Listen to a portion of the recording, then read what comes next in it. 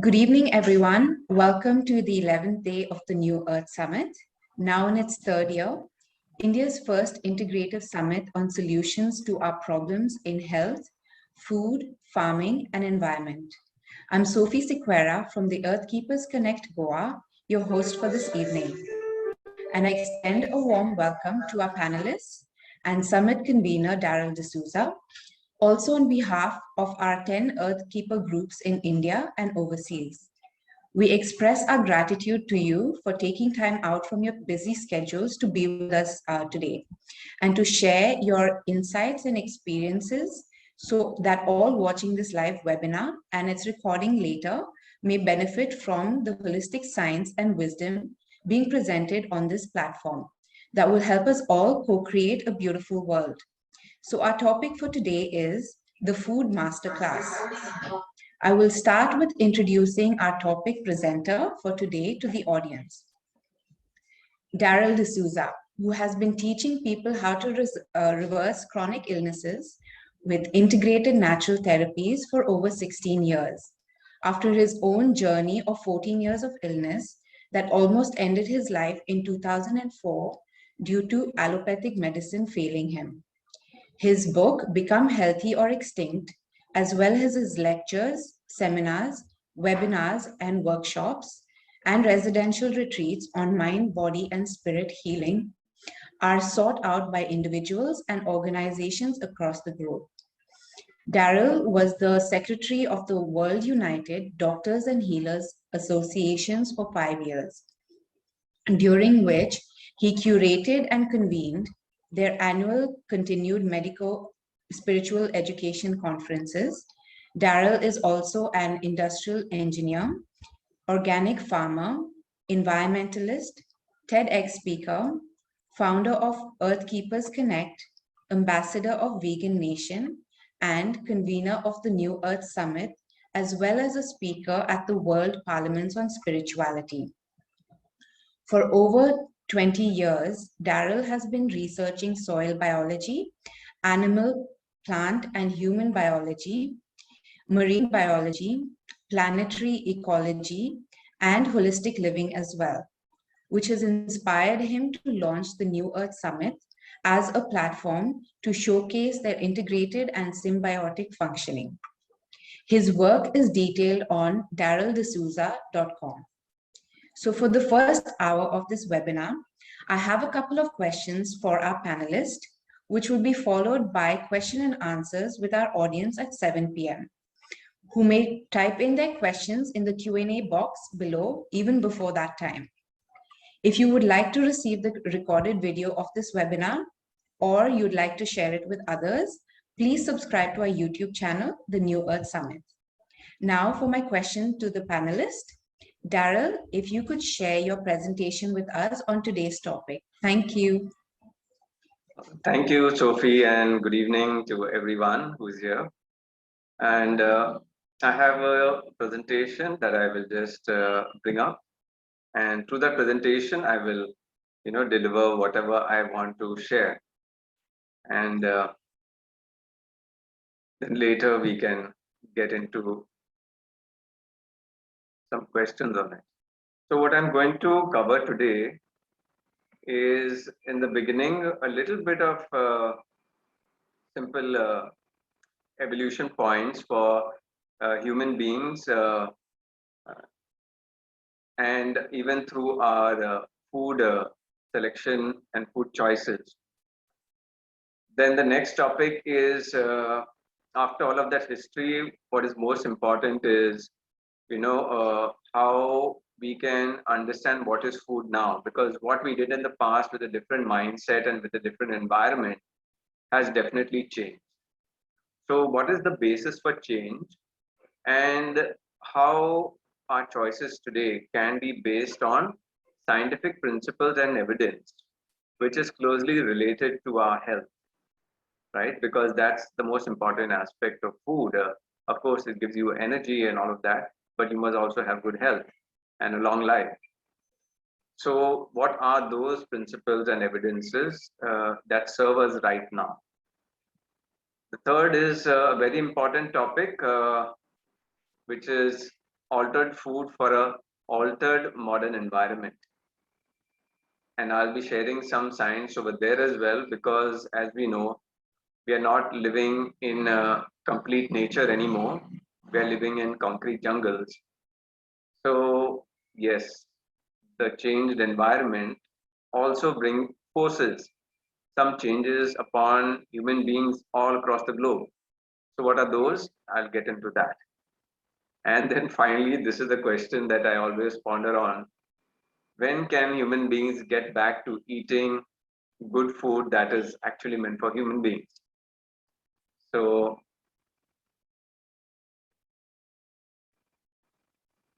starting with indigenous people, that is, people when they were in their very natural states with villages across the globe, you can see some wordings down, self-sufficient and organic, that because they were mainly natural. This is before the industrial revolution and before, all machines and modern society emerged.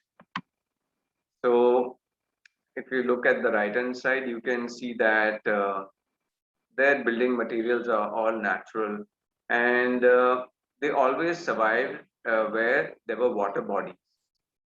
So you can see a river or a sea over there near the boat, and obviously they would take by that location. This is important. By that location, they would eat produce from the land as well as the sea. And in the other two locations, top and down, you can see there are forests and mountains in the background. And that becomes the catchment area for where rainwater, falls the most. And that goes into the land and it comes out as brooks and streams into lakes, ponds, and rivers. So there is water anywhere, all around the place. So now now we have come, this picture is at a stage where quite an amount of evolution happened for human beings. That means they evolved to making their own homes, not just living in trees. They evolved to structures and they evolved to farming. Before they had this intelligence of farming, because what intelligence does farming take? So the basic intelligence is you have to understand the seasons of the year and what time to sow a seed and when is it going to ripen and when can you harvest it. Then for the next season, what are you going to do? And for the next season, then another principle is how do you protect what you have produced from wild animals.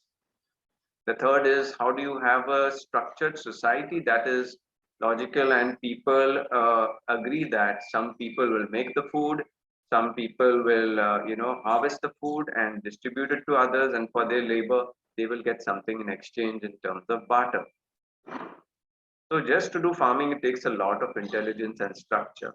Now, before we had this intelligence and structure, of course, we were just hunter-gatherers moving all around the place and trying to pick up from the land whatever we could eat. And once that land, all the produce was over, we used to move from there and move to another place and start on that place. So we have realized over a period of time, it's a lot of difficulty, shutting shop, moving somewhere else, and setting up society once again, because our society has become quite complex with the amount of assets and the resources we create around ourselves for a better, comfortable life. So we know now we can no longer just move here and there. So this is what I wanted to present first, because people, when I talk of nutrition, they always go to the point that, hey, one time we were hunter and gatherers, so why can't we just hunt some animals now and eat them? So that was much in the past before we evolved to a state of organized living. So in organized living, obviously, people will think, yes, there's an option for eating from the land and then eating from the sea, and also from the land means from plants, and then besides the plants, people want to eat animals also. So let us look at that. What has that done to humanity? Now, this is just a picture of what we're trying to create, eco villages. And If you could create your food sources in an organized way, season after season, that would surprise your nutritional and your energetic and your healthy needs, then you could be living in the same place and develop that place into a very complex and complex for the purpose of comfort, convenience, arts and culture, and all the other functionalities that you require in modern society.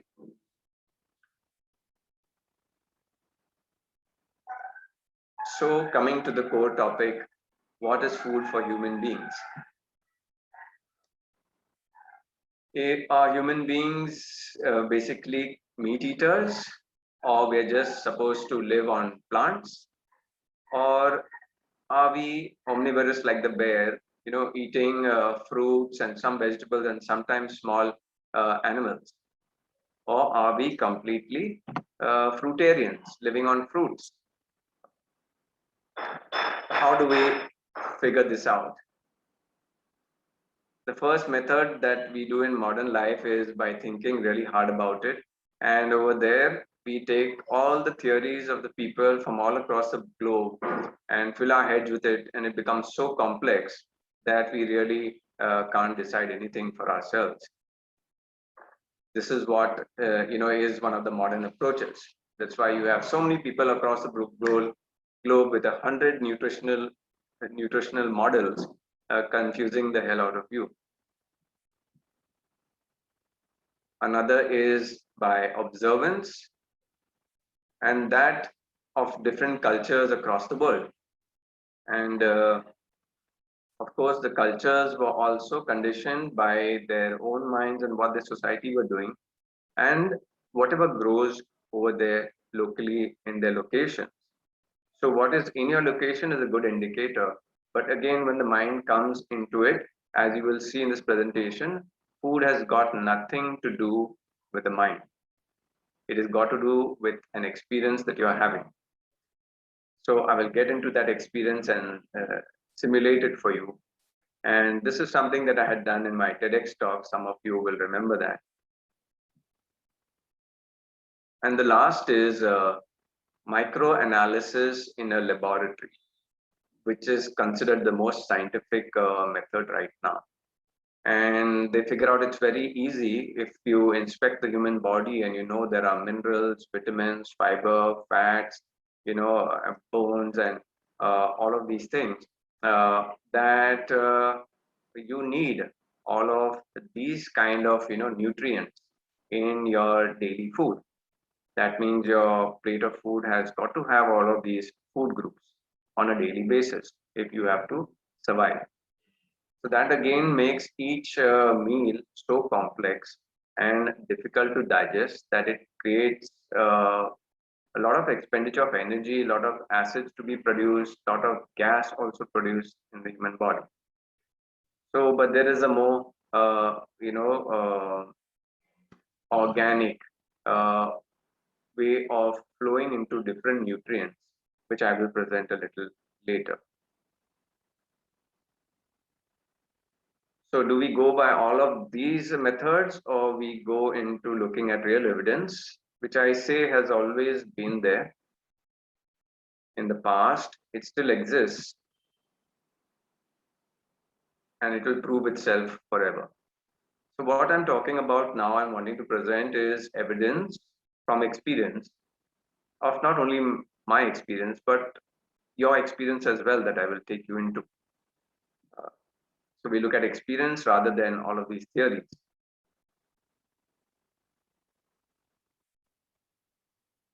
So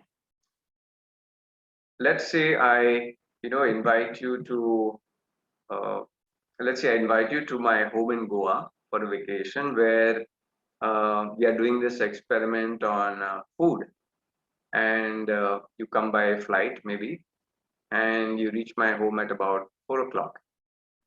And then, after we get chatting a bit, it's 5 o'clock, and I just, ask you, are you hungry? Now, even though you may have eaten a good meal on the flight, you look at the time on your watch or on the wall clock, and you said, yes, it's tea time. I would be happy to have some tea and snacks. But then I get back to you and ask you the question again, are you hungry? So, hunger is not a time on the watch, it is a feeling in your digestive area or in your stomach. And this is what happens to all other species on this planet. The reason to eat food is hunger, and they feel it somewhere in their belly, like a small vacuum which tells you that, okay, I need to go and look out for food. So I come back to you and ask you that, are you feeling that vacuum in your belly? And you say, no, I'm not feeling any vacuum. And so I reply that, okay, that means this is the first principle that we are following of natural law, which says this: all beings who eat food except human beings, they eat it only after they experience hunger. Otherwise, the rest of the time, they are just roaming around in their, territory. They are protecting themselves or the young ones. They are in the mating game, or they are trying to find building materials for their home. And in the middle of life, hunger happens. Okay, but this is one place where we fail. Human beings uh, eat food as per time, and that's why they end up overeating and stuffing themselves because they're eating when they're not hungry. Now, what this creates is a lot of excess weight. Obesity has become a global sickness, and now to correct that false step, we have brought in an entire system of deliberate fasting, whether it is fruit juice fasting or water fasting or air fasting. There are such complex models formed, and this is only for human beings. There is no deliberate fasting anywhere in nature. You would have seen a dog or a cat not eating some food and instead eating some herbs or some plants. That's only when they have eaten some food that has become a little spoiled or toxic and they want to vomit it out, and then they want to go and eat some herbs to heal their digestive tract.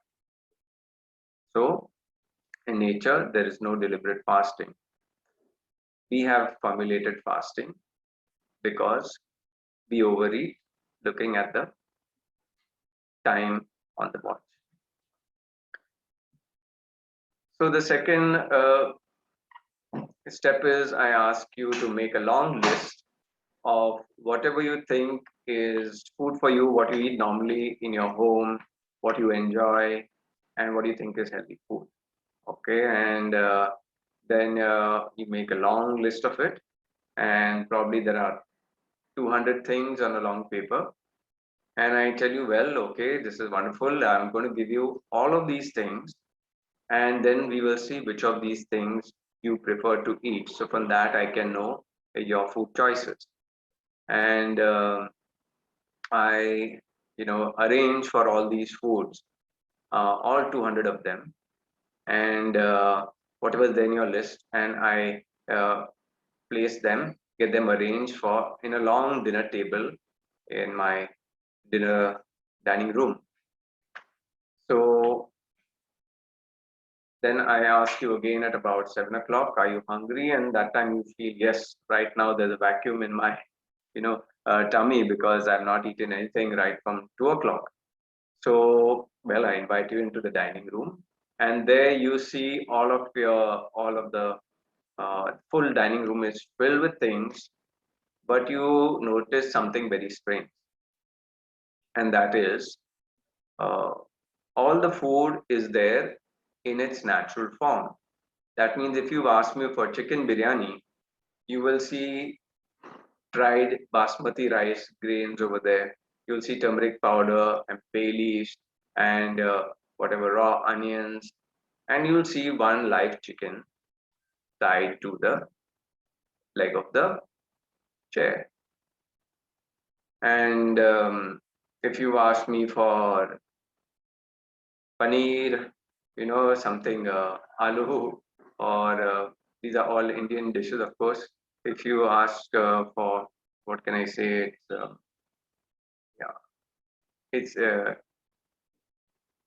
Indian. What could we say for paneer? Okay, I'll leave that out. So let's say another dish of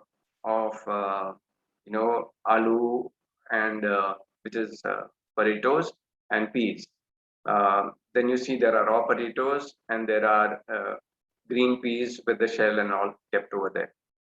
Then if you ask me and you're a non-vegetarian and you like a lot of beef uh, or mutton or pork, and you ask me for glazed pork ribs.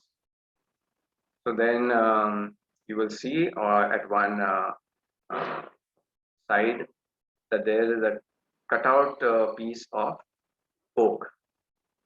And if you ask me for fish, you'll see a bowl of water and there are some live fish swimming in it. And well, I say, here is all the food, uh, all the ingredients, all the things that you listed. I've given you all of these things in their natural form. And you ask me what kind of joke is this? And I say, no, it's not a joke at all. It is the second law of nature, which says that God has provided all species who eat food in its natural and unaltered state. So all species besides the human beings, that are alive on this planet, they have just had natural food. Nobody cooks their food, cuts it, chops it, fries it, bakes it, puts things together, binds it with leaves. No, they don't do any of that. They just find food and they eat food. So when I say here's all the fruit, and of course there will be some. If you've asked for some fruits, there will be mangoes that you like from Goa. There will be bananas, and so you see different sections on the table of fruits, raw vegetables that are edible vegetables like cucumber, tomato, and you will see raw cabbage, then raw spinach, and you will see like the rice or the wheat or the millet grains. Then you will see also the pulses like the horse gram or the lentils, the beans and the peas and roots. And then you see this chicken, you see a goat that's walking in the room, you see a cow at one corner standing peacefully, this fish bowl, and this cut pork ribs. So now what are you going to eat? Obviously you're hungry and you think this is a big joke and you will work out this situation with me, but you will first go and eat the fruits. Because why do you do that? Because you think that's the most natural thing to do. If you go to the pork ribs, what are you going to experience? You will see that there is the pork flesh which is cut, you can see the hair on it, you can see the layer of fat, you can see blood, you can see bones that are broken, mucus, and you know flesh that is cut up and bleeding. So obviously you don't want to eat that in a raw state. It repels you a lot, so you go away from there. You do not want to catch the chicken and kill it, and there's no way you're going to eat dry rice or kidney beans. And between the cauliflower and the cabbage and the spinach doesn't seem so appetizing. But then you go towards the uh, cucumber, tomato, carrot, beetroot. That looks definitely edible.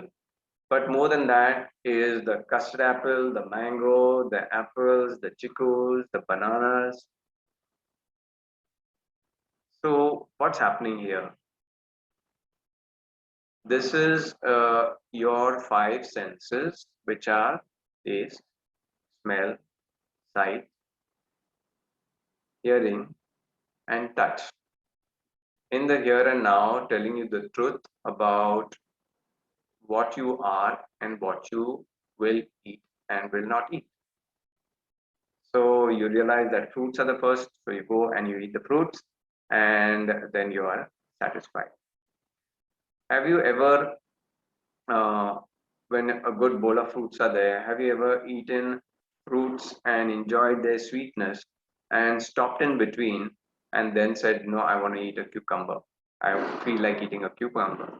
You don't feel like. You may do it for some scientific principle that, I want to blend my fruits and veggies.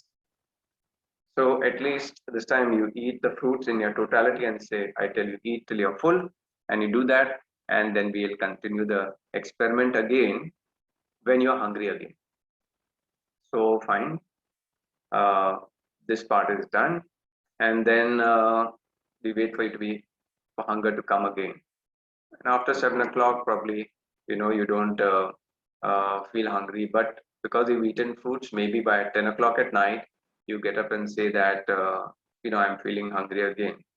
My stomach may rumble at night, so give me some food. I bring you back to the table, and at the table, you notice everything there except fruits. So that group is out. So what are you next going to eat? You're obviously going to go for the carrot or the cucumber, the tomato, or whatever you feel is edible.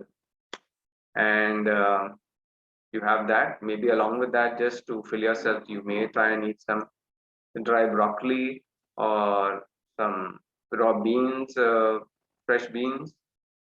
You fill yourself, and then your dinner is done. Well, then you go to sleep, and I meet you the next day, next morning.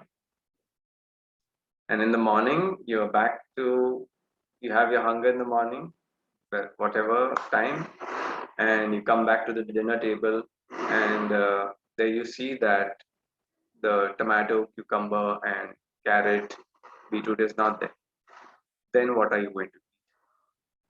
Well, you do obviously you stop, and you don't want to eat raw, uh, what is that, French beans or bitter gourd or uh, gherkins, and definitely you are not thinking about the dry grains and the beans and this raw meat or live animals. So you sit down for some time, start talking to me about it, and I say, well, there are no other options. We are still in the experiment, so please go ahead with it and go till you can, the farthest. So, okay, you tolerate it and you take some of the raw veggies, and you have, maybe you don't fill your stomach because they are almost tasteless, many of them, and you're done with your morning breakfast. But again, after 3-4 hours, you're hungry. So you come back to the dinner table, and even these raw vegetables are not there. It's just the grains and the beans and the peas. If the peas are soft, you're going to eat some of the peas, but that's not enough. And then you're stuck with the grains and you want to eat something. And then you say, well, I cannot eat these dry grains. Then I play a small clip for you on National Geographic, where they show primates and other species close to us, how they take grains and they put them in their mouth and they soften it for about 5 minutes, and then they start munching those grains. And well, that gives you an idea. So you do that for a little bit, and there's not much of grains you can eat, but you do that. Now, hunger gets satisfied for that time, and then maybe it's the evening again, and you're hungry again. So at that time in the evening, none of these food groups are there. You only have the live chicken, the goat, the cow still standing there, the fish in the bowl, and this nicely cut out chunk of pork ribs. What are you going to eat?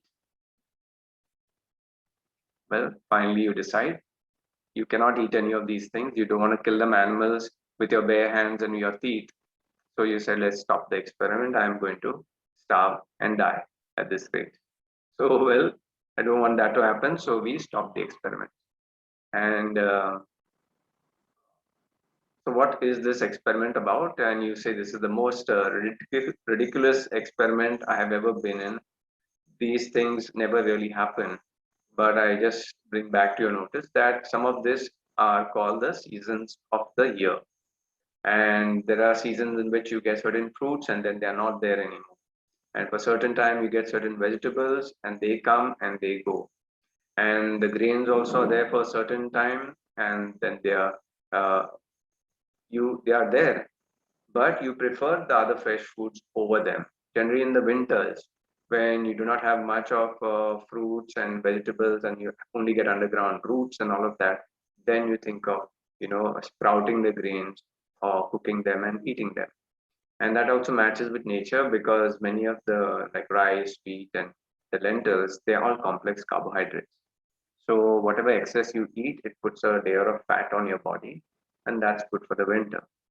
But when the winter is over and the fresh fruits and vegetables come back, you automatically gravitate towards them.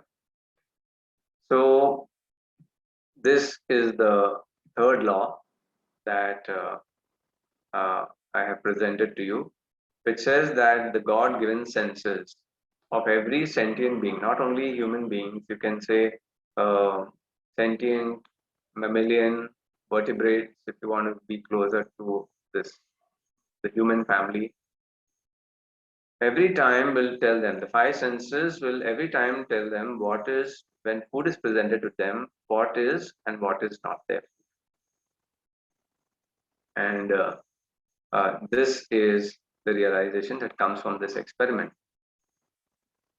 Now, I tell you that, well, I can eat meat. And I used to eat at one time. Why? Because I can eat meat, but it must not look like meat.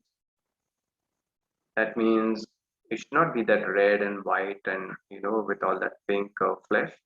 It can be brown. You cook it and make it brown, or you put tandoor masala and you make it, red, or you put some green chutney and you make it green. But please, it should not look like meat. So I can eat meat, but it must not taste like meat. So please, can you put some herbs and spices to change that raw meaty feeling? Then the third is I can eat meat, but it must not smell like meat. So can you please put some fragrances in them of natural herbs so that my nose can get full. And finally, when it comes to, touch, I don't want to touch that raw, gooey pork ribs. Can you just cook it, dry it up, and then please give me a fork and spoon? So that the first interaction I have with that piece of meat is that I I take it from this instrument, a fork or spoon, and I put it directly on my tongue. And then my senses tell me, oh, that's tasting nice. But actually, I'm tasting the herbs and not the meat. So that goes in. If you will see in vegetarian countries like India, we never needed the fork and spoon because we had no problem touching our vegetables and putting them directly in our mouth. Finally, the sense of hearing. What is that sound made when you took that food from nature and tried to put it in your mouth? Yeah, when you pluck an apple or a banana, it makes a certain sound, but you're not traumatized by it. But when you go to catch a chicken or you go to catch a pig, it is first of all, it's running across a place, and then when you get your hands on it and try to do something to it, it's screaming its lungs out. And there's a lot of trauma and anguish, and you don't want to hear all those screams. That is why all the abattoirs or all the meat cutting factories, they are far away from the city because people cannot bear to hear the goats and the chickens and the cows, screaming in the time that they're dying. So this is what the last law is, that you can only feed the human body food not meant for it, like meats, only after you fool its five senses completely. And this is unfortunately what we are doing today with all of the exquisite cooking techniques that we have been putting down from generation to generation to eat all of these meats. And that's what is coming on the master chef also nowadays, and that is why people are getting so sick from eating foods not meant for human beings.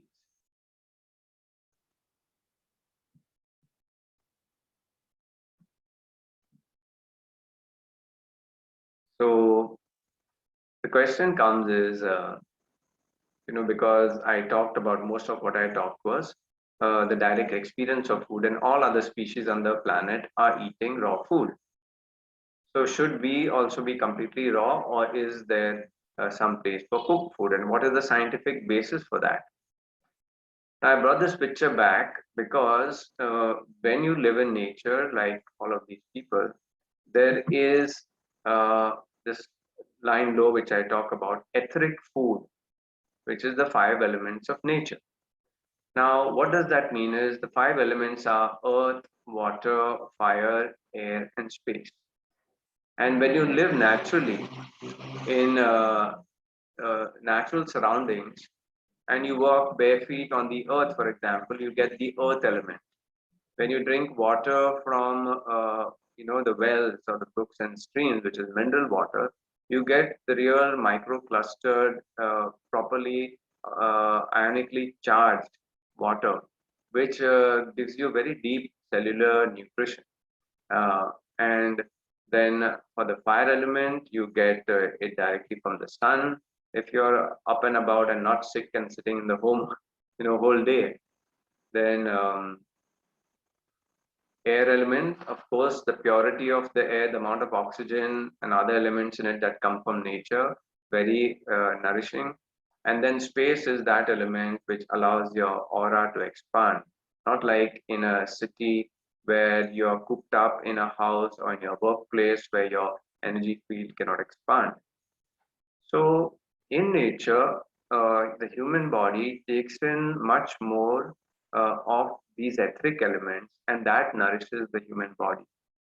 And that is why these villagers eat, they need much lesser physical food because they are getting all the five elements in its energetic nature.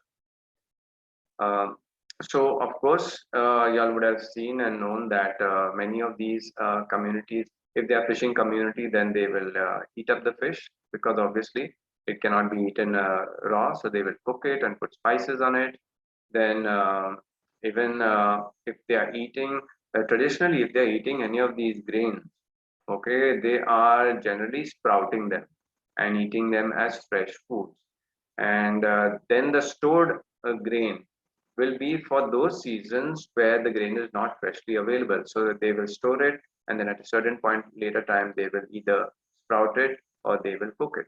So it was like emergency food, and this is only when the fresh foods around their place are a little low.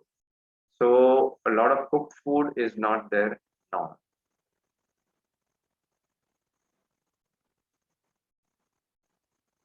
Now, this is where we have differed and gone into our current environment, these concrete jungles that we live in, which are our air conditioned rooms. They are cutting out all of these five elements. You don't get the earth element because you're living somewhere on a high rise, on the high floor. You're wearing footwear all of the time, not getting earthing or grounding. So your earth element is lacking. Then your water element, it is coming through, it's not fresh water, but it's coming from your lakes and ponds through pumps, and then it's treated with chlorine, and it is devoid of any natural bacteria which should be forming the part of your daily intake of healthy gut bacteria. So your water element is also very deprived of what natural mineral water is. Fire element, of course, staying in the city, working in the office, living in an air conditioned home, you do not get the sun element. And uh, air, of course, there you can see the kind of quality of air that's there in the picture, which all of us know in the cities. And space, I spoke about earlier, very congested places. So in our cities, we lack these 5 elements. And that is why we need to eat more physical food to make up for this lack. And that is also why we have begun to eat more cooked food. So what is the healthy balance of raw and cooked food that we should have in this altered environment? Okay, so I'll come back to where nature is a little bit later, where all other species are eating raw food. So now in this altered environment, we have to understand the basic science.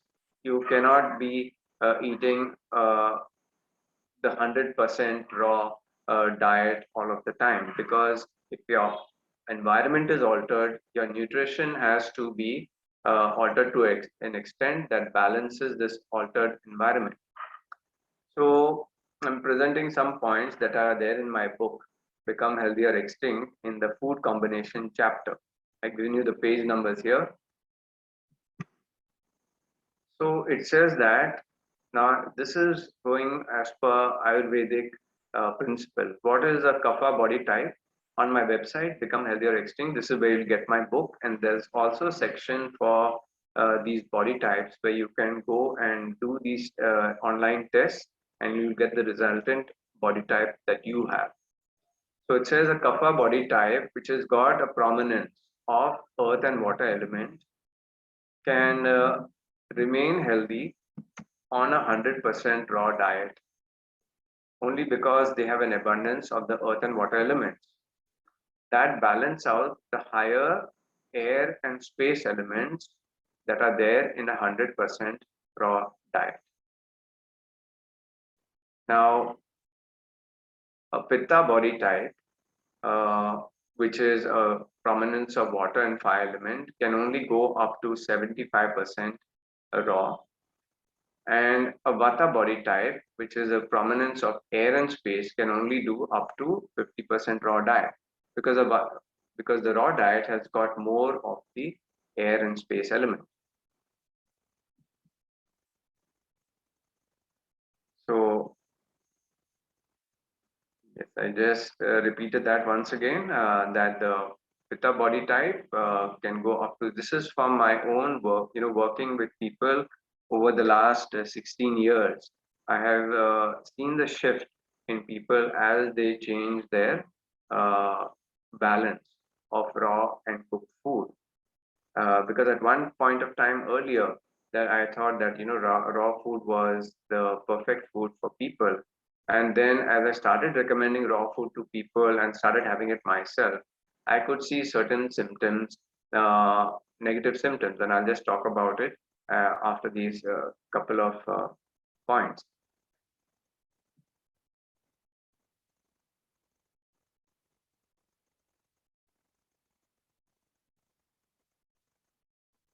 So what are the symptoms of overdoing a raw diet? Wherever you are, whether you're a Vata body type, Pitta or Kapha, a raw diet, when you do excess, you will start losing excess weight, your skin will get dry, you will start having excess hair fall, and you will suffer from insomnia, that is not getting sleep at night. And in general, you'll become a very talkative person, more anxiety and more anxious. And that's why the word airhead came into play. That is, people with too much, air in their head, they talk a lot and they suffer from these problems. So, what if you go into these symptoms, then you know that you're doing too much of raw. So then reduce the amount of raw, and for every individual person, depending on their body balance, if it's a healthy balance, that is one state, and which you can find out from that dosha diet balance on my website. And in a state of sickness also, people have an altered dosha balance, which is an unhealthy balance. So once they cure their health problems, then they come back to their healthy body balance of kapha, pitta and vayu. There are scores over there which you will see that if your score of pitta is about 90, that means you have got too much of fire element in your body. and there's a diet and some suggestions which will help you bring it down. Ideally, you want to be in the range of let's say from 45 to 65, or let's say from 40 to 65 or 35 to 65. And if you're going above 70 in certain of these three categories, then you have got an excess of that element. Now, an excess of kapha element would be lethargy, too much of cough and cold, feeling dull and not innovative, um, and symptoms of pitta would be feeling a lot of internal heat in the body, also being very short-tempered, quick to action without enough of deliberation and thinking. So these are all there in that on that page of body balance. Very interesting. Please go and do your own uh, yeah check on what your body balance is. And so within the existing framework of plant-based foods that I'm talking about, we can fine tune our body as per our balance of the 5 elements within it. Now here is a very interesting point that I want to make, because these are deep spiritual aspects, and besides spiritual, they are very scientific aspects for those of the people who have been looking at our time cycles, which we call the yugas. And whether you look at it as a circular thing, or I have one diagram of my own, which is a 24,000 year cycle, which is 12,000 years ascending, 12,000 years descending. Then I kind of upgraded my calculations to a 26,000-year-old cycle, which is 13,000 ascending and 13,000 descending. And it turns out that in what we call, for example, we are right now in the ascending yuga, that is from Kali Yuga, which is a very dense period. So even human beings' thoughts and their nutrition and the way they conduct themselves in society, it changes during these time periods. So we're just out of the Kali Yuga, which is a denser period of activity and food, and we are now transitioning into the Dwapara Yuga, which is a lighter, more expressive, more intellectual, more artistic, more innovative. So the lighter energies, rather than force and physical activity. So also at this point of time, now these are all controlled by the bigger cosmic forces, and Earth is a sub part of it, and we are a sub part of Earth. So this influence comes from big to medium, and then it's on us. So we have to follow and are subject to these cycles. So at this point of time is that our bodies are becoming lighter, which many people across the globe are known, talking about it as the ascension. So our bodies are becoming lighter, and so also our foods are becoming lighter. That is why people have moved from a meat eating culture to vegetarian, and now into the global movement that's called veganism, where it's completely plant based, and there is no space at all for any animal produce, even if it's milk or eggs or honey. So people's energies are changing, their minds and their thoughts are changing in tune with their body experience, and they're experiencing better health with being on a complete plant-based diet. So as time goes further from Dwapara Yuga to now, this Dwapara Yuga is going to go for 2,500 years, and after that we are going to see the next Yuga, which is Treta Yuga. And according to me, in Treta Yuga, we will not even be eating much of the. We will start transitioning from the first thing we will leave in plants is the roots and the tubers. We will stop eating those. Then we will stop eating the body of the plant, and we will only be eating the fruits of the plant once we are completing, Treta Yuga. And when we go into Satyuga, which is 4,400 years. So Treta Yuga is 3,300, and then Satyuga is 4,400. And the starting of Satyuga, we won't even be eating any fruits. We will just be living on sunlight, on earth magnetics, and good energy. So now, is this just mythology or is there any evidence to this? Of course, all of us are experiencing a lot of energetic shifts right from the last, 20, 30 years. We know something has changed. But I would just like to tell you that this is what people are going through, and I've been through this similar cycle myself. Till 2010, I was a meat eater. Then from 2010, 2013, I became a complete vegetarian. From 2013 onwards, I became vegan. That means only plant-based produce. And so that's where I'm now. And some people are, getting more fruits into their diet, but that's a lighter diet. Now, this is according to the time cycles that I was talking about, that we'll stop eating, the body of the plant, and at one point of time, we'll only eat fruits. But this is what some people in the world are doing right now. People who live in the forest and are living raw, they are eating mainly fruits and sun eater. So this is what I did from 2009 to 2012. For 3 years, I was taking in the sun directly through my eyes. There's a chapter on my book called Sun Yoga. So I was taking the nutrition directly through my eyes. I learned this from my teacher, Sun Yogi Umar Shankar, who lived on sunlight and just a little bit of water for over 10 years. So what are these called? These are called siddhas. But if any normal person learns it and trains their body to do it, they can experience that. So from 2009 to 2012, my physical food intake went down to 1/3 of my normal requirement, and I would only require 4 hours of sleep at night. Now, why is that? Because I was eating so much 2/3 lesser the amount of normal food that my digestive system was not loaded and my body did not need that many hours of rest. It didn't need 8 hours of rest to recover from that expenditure of energy that goes into digestion.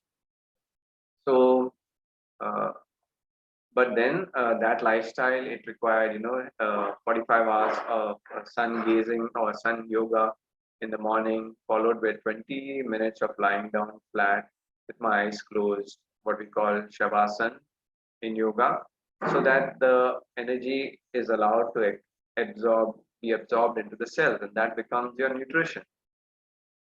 But even further than that, now we have people across the planet that are called breatharians. So they mastered the art of not even needing to look at the sun for such long periods of time, but they just tune the energy to absorb. There are meditations, there is Tai Chi, there is certain spiritual practices that invert the energy of their chakras. And so from the chakras, they can absorb all kinds of energy. And my teacher in veganism is Eli Tom Elamin. He's been traveling across India and teaching the science. And besides him, of course, there are many others across the globe. So the reason I'm mentioning this is for people to understand. Now, what are these people doing? They're just training their internal environment and their lifestyle to gain those aspects that we are supposed to gain in 2000, 3000, and 4000 years. So it is so lucky that we can see this in operation today. And this is not a theory. It is not a theory that during the ascending cycles, our energies get lighter, our food gets lighter and lighter. And then once it reaches the peak, again, the reversal happens over the next 13,000 years, where we start eating fruits, then plants, and then we get into denser things. So the reason I'm mentioning this is because if you will tune yourself to these time periods and the nutritional sciences of the period, you will see better and better health. So I can tell you for the next 10 years, those people who will stick on to meat because of certain scientific principles that they think they are following, they will get sicker and sicker. So I will come to those couple of scientific principles in the next slide that they're hanging on to. So one of these them is this: a lot of people are doing, especially the people who do a lot of science, they're doing blood work, and from the blood work, they see that there are certain nutritional deficiencies, and for those nutritional deficiencies, their clients are who are vegetarians. They are saying, well, you are not getting your nutrients from these vegetables, so now you'll have to get them from animals. And so you can eat pink salmon, you can eat wild boar, you should do this, you should have 2 eggs, or you should have beef, and all of that. But the question is never asked of how did these animals, right? We don't eat, carnivorous animals as such. We don't eat a tiger and a fox and all of that. We're mostly eating herbivorous animals. Of course, in the fish kingdom, there are vegetarian fish and then there are carnivorous fish. So this, so looking at mainly goat and whether it's cow and all of that, the question to be asked is how did those animals get all the nutrients in their body? And if you look at these animals in the natural surrounding, they will be eating just plant foods, and they eat it when they're natural. They eat it from places where the plants are growing naturally on well mineralized soil. Now, if they are getting these meats from factories, then in those factories they are artificially fortifying the food that is given to these animals. So this is a mistake that we are doing nowadays. Why people do not have enough nutrients in their vegetables and their seed, beans, peas, fruits, and everything is because we are following wrong farming practices where we are not mineralizing the soil enough, and we are not keeping it organic, and we are putting chemicals in it. So those farming practices, when they're corrected and you get minerally rich soil, then that soil can give you plants that are minerally rich and complete. And of course, we have to use natural heirloom seeds, that is local seeds to the place, which know the soil biology and how to create their microtoxins which fight off pests. Because if you don't use local seeds and you get seeds from some other place, those seeds are accustomed to the soil biology of that place. When you bring it here, it is not matching the soil biology. The plant may not have the right nutrients. It may not do the correct, alteration in its genes to make the right kind of micronutrients to fight pests. And so those plants, they start failing. Then the farmers come in and saying that, that the pests are getting these plants, and they go and put pesticides on them. So that's a vicious cycle. That if you get seeds from some other place and a different soils, and if the soil doesn't match, then you are, putting seeds in a place that is going to fail, and the plants are going to be weak. So when the plants are weak, the pests attack them, and the pesticides are put on them. So then you get pesticide food. So all of the people in cities, they are eating pesticide-laden plant food, and they are eating minerally deficient food. So when you do their blood test, you are going to see deficiency. So if we just look at the animals in their natural habitats and what they are doing to eat what kind of plants in what season from what soils, naturally, I'm not talking about the factories, then we will learn some real nutritional lessons. That is the animals that are close to us. And that's what I say that, we please don't eat our teachers. Let us look at them. So these sciences of blood work are for me so hopeless that at one day you can arrive at a point that, okay, these minerals are missing from you. And I think, that person, because if we are ready to eat meat, right, you will say, okay, you don't get the minerals from a fish, then you take it from a goat or you take it from a cow. After all, that's meat. And one day we could arrive at a place, okay, hey, that guy, his blood reports are so good. Why don't we eat him up?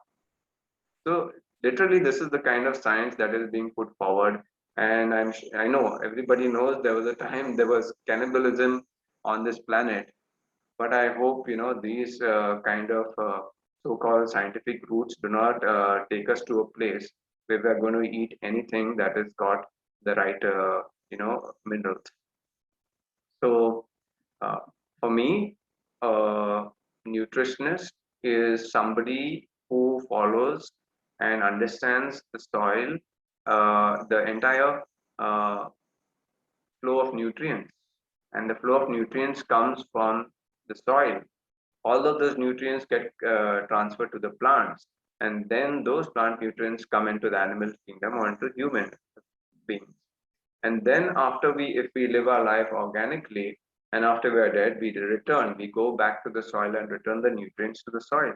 So it's a complete cycle. So for me, deep nutrition comes from this. And this is why in 2015, I became an organic farmer to understand how I should grow the right kind of plants that will give me good nutrients. And so this is really, so there are two ways of doing it. Either you go and you learn from the animals what kind of plants they are eating, plant-based produce they are eating, in which seasons, from what soils, and you learn that science, or you become a farmer yourself, or you at least talk to farmers who are doing excellent work in soil nutrients. And because all of this, our probiotic gut bacteria that we are lacking in now, it also comes to the same root. Now, here is a very important thing that I want to show is this is the planet, of course, and here's the first point, that the highest amount of plant-based food is produced between these latitudes, or even maybe lesser than 30 degree also. Why? Because there is more sun over here. When you go to as you go up and up north, there's lesser and lesser sun. In places like Canada, there's just sun for 2 months of the year. So obviously, they are not going to be able to grow vegetables, a good range of vegetables for the rest of the year. And if you go to the Arctic and the Antarctic, where the Eskimos are there, there's virtually no plants that can grow in that place. You just find a little bit of moss, algae, and all of that, uh, which is coming, which is growing with a little bit of diffuse light that is there. Sometimes beneath the ice, and the fish are eating those small plants and algae, and fish will eat it for whatever 6 months, 1 year, and then an Eskimo just picks up that one fish and it becomes his food. So literally, there are no plants over there. So how are they going to eat plants? So then it comes to light that all the places that have got sun, they are making the plant-based food, and you can be a vegetarian in these places. It's not easy to be a vegetarian at those other places. That's why on the north and in the icy places, people are non-vegetarian. And what happens is countries that are along the equator, they are producing all the plant-based foods, and uh, from those, like for example, India. Just look at this. The third point. India is the biggest beef producer in the world, because obviously cows will not get grass in the snow. So these cows are fed on grass and leaves and all that can only be done in the sunny places where you have a sun for quite a long time in the year, and then these meats are shipped to those other places. So what ends up happening? All of the people in the colder countries, by default, they begin to think that they are meat eaters, and that is not the truth. They would have been there for generations after generations, so their gut microbiome has developed to a point where they digest meat well. And if they come from there and try to relocate to the equator and they switch to our foods, their gut, the digestive systems could go out of place. So while it is scientifically correct that people who have been eating meat for a long time predominantly, if you put them on a veg diet, suddenly they'll get sick. That is true, because their gut microbiome needs about 3 6 months or even up to a year to shift slowly from being able to have the right cultures in the digestive system to eat raw vegetables and cooked vegetables and a lot of fruits and all of that.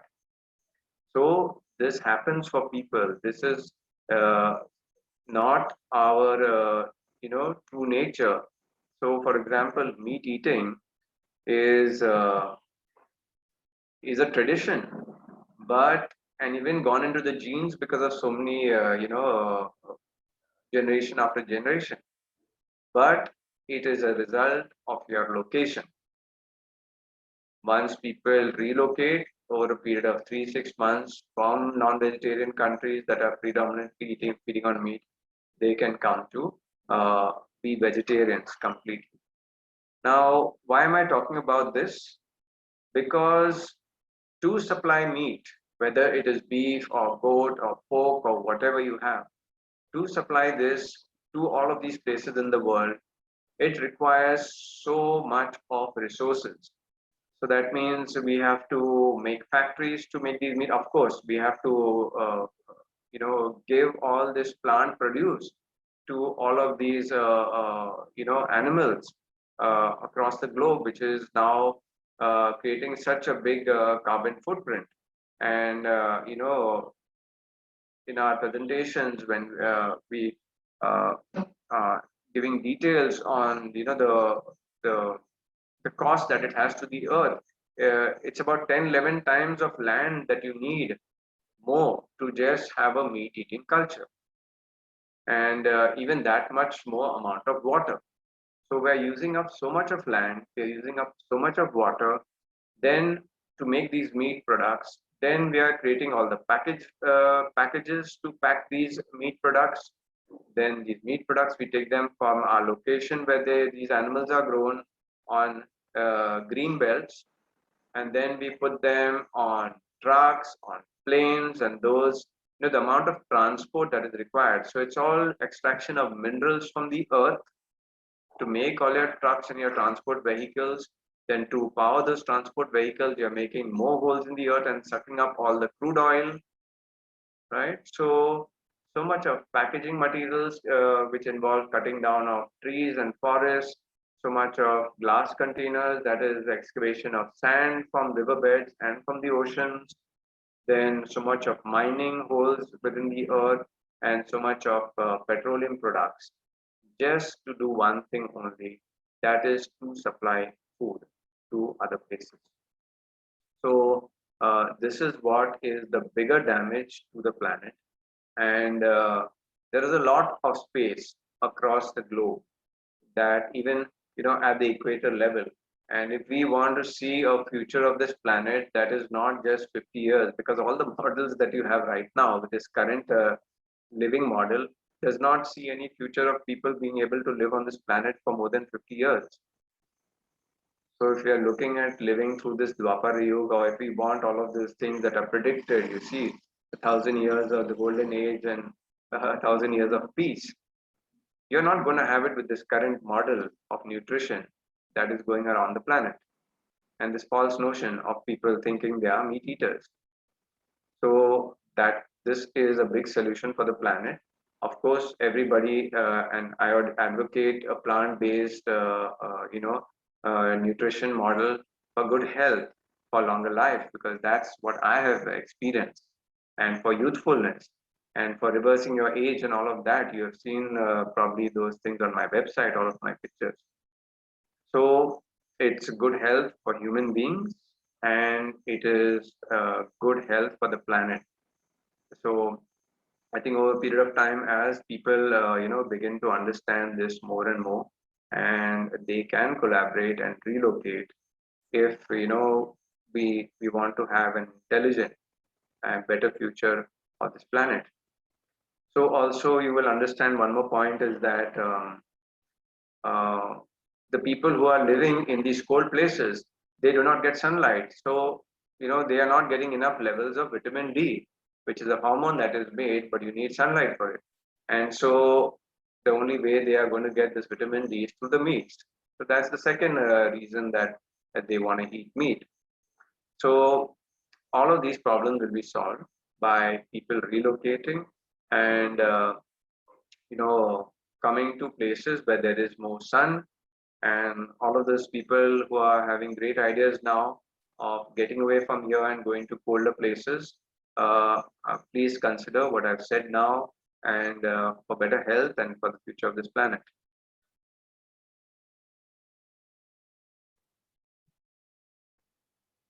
So this is finally what I think is a solution for all of us in the modern world, and this is what we are promoting. We're trying to make this model eco village in Goa over 600 to 1,000 acres, and I'm collaborating with other organizations in India, 4, 5 organizations, to see how every state can be self-sufficient, meaning that if you grow your food close to where you are living, there's so much less amount of packing material required, so much less of transportation, and all of those things that I spoke about, which require food to be shipped to other places. So you save a lot of minerals, a lot of sand, a lot of oil, a lot of people into all of these activities of transporting food. And because when you transport it over long distances, you need more preservatives and you need refrigeration. But in this kind of localized model, you can eat fresh food every day with a very low carbon footprint. So this is a real design. And those of you who want to collaborate on it in a deeper way, please get in touch with me. We are looking at all aspects of our living for designing a better future for not only our health but for the health of the planet as well. And it is all into eco-friendly, self-sustained, local, communities by the people, for the people, with a very low carbon footprint. So finally, I just have another couple of slides. One is that this whole food supply chain. You see, we see so many of the ads, and big companies are producing this and they're doing that. They're all business entities, and they'll keep on marketing and doing the things that they want. But the important point to understand is that this whole food supply chain is driven by the pull. And the pull comes from us in our homes, in our daily food choices.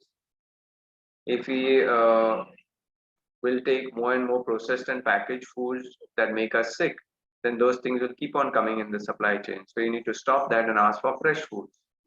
What we do in our dinner tables and lunch, during lunch, or what we do in restaurants. So please attend tomorrow's webinar as well, which is on unhealthy food, and it will get a little deeper into specific foods that are really damaging our health and the ecosystem. Because every healthy food that you have, that you are consuming, it sends the right signal and engages the right natural resources on the planet. And every unhealthy food that you are doing will cause a damage and degradation of the resources of the planet. So we can change all of this just by changing our food choices every day. So just be bothered about your good health, and the other work for the good health of the planet happens on its own. So I'll just wind up with this last slide because people may ask me in the Q&A, what is a healthy balanced diet. So I will just share overall without getting into specifics, which we can take up tomorrow. So there's a routine which I advise, which is following the circadian rhythms and nature also around you. And I say you should get up to the chirping of birds. So that's how I wake up in the morning without an alarm. That's very important. And that means you sleep also at night at a proper time. And you can start by trying 8 hours. That means if you're getting up at 6 o'clock in the morning, 7 o'clock in the morning, then you could go to sleep at 11 o'clock at night. And so after you wake up and this washroom is done, please do some exercise. because that food that you've eaten at night, it's not supposed to remain there and be stagnant, given your previous day's lunch. Energy needs to flow. For health, energy needs to flow. It's flowing in all the other species on the planet, but in human beings, it's getting stagnated. So don't get into this false notion that to start the day, you need a breakfast and you need some energy. Just remember that your dinner is there. You were not cycling or climbing a mountain in your sleep to, burn away all those calories. So please do some exercise. If you do this in the morning, then you know that that storage of fat and buildup will not happen. Okay, you will not have to go into deliberate fasting. So this is an important way. Let the energy flow, let it get spent, and then you will be hungry again after you do any of this work. And what I advise is what I showed in my, the simulation of my dining room where you had the fruits first. So fruits are our first choice, and anybody who does not have enough of fruit in a day, they are going to be deficient of natural sugars. And along with these fruits, there are minerals, vitamins, and fiber. So if you're going to be deficient of the natural sweetness on a daily basis, so here what I've said is just eat one type of food, don't make it complicated, and enough to satisfy your hunger. Now, if you don't do this, your sugar levels will go down, natural sugar reservoirs, and you will develop a sweet tooth. And that sweet tooth will take you into bad habits of eating all of these sweets and things that have got processed sugar to it. And it's tomorrow, maybe we'll talk about that. Everybody knows chemical, processed sugar is harmful. Then they say, okay, take out the chemicals and just give me brown sugar. And then the next level of intelligence is that among nutrition is that why crystal sugar, even if it's brown, let us have organic jaggery, and then you have jaggery powder, right? But still, according to me, that is the fake science. Why are we eating, for example, in India, why are we having sugar cane 4 times a day, every day of our lives? The way God has designed it is that in different seasons, we get different sugars through different foods, and we should be having a rotation. That's what nature is. So when we don't do that, even organic brown, sugar powder and all is malnutrition. You are not having the rest of the sugars that you need. So that's why this principle is so important. It's our basic food. That's why the first thing that you chose was the fruits. Then the next is, of course, the edible vegetables that are tasty and all that. So at 10 o'clock, some people are into more activity and all. They feel hungry easily. So then they can have some vegetable soup or a bowl of sprouts or a cooked millet or grain, a light meal. Now, for those people who are trying to detox, lose weight, or reverse diabetes, have 200 ml raw vegetable juice made out of 4-5 vegetables. Now, I've given a list of these things. If you download my book from my website, which is free, you will get a full paragraph. I didn't want to go into the detail on that. There are different raw vegetables, and for flavoring you could put ginger, you could put black salt, or if you wanted sweet you could put a date, just little sweetening only for some taste. Otherwise this is very nutritious and cleansing. Then the lunch should be somewhere at 12 o'clock ideally, but if you're doing this 10 o'clock routine, then you'll have to keep some gap. If you're doing 8:30 fruit and directly you're going to lunch, then you can do lunch at 12 o'clock. So at 1 o'clock, you can have a raw food, that is a big raw salad. And if that's not enough, you can also have some lightly cooked vegetables with it. So why raw and very lightly cooked at 12 o'clock or 1 o'clock? Because that's the time the digestive fire in the stomach is the highest. Okay, so because of raw food, the cellulite, the cellulose is much harder to break down. That's why people generally cook vegetables. But if you do it at 12 o'clock, then it'll be fine. I don't advise this for people who have got chronic cases of irritable bowel syndrome or amoebiasis or Crohn's disease and all of that. So this meal will give you a lot of energy. And if you can get organic and raw and local, that will also, just by simple washing without cleaning it in, potassium permanganate water and vinegar water. Because once you do that, the natural bacteria and all will be gone. So try to have some organic raw food so that you get regular bacteria into your system. And if you can't manage that, then you'll have to go for probiotic foods. And tomorrow we will get into that detail of which are the probiotic food options for you.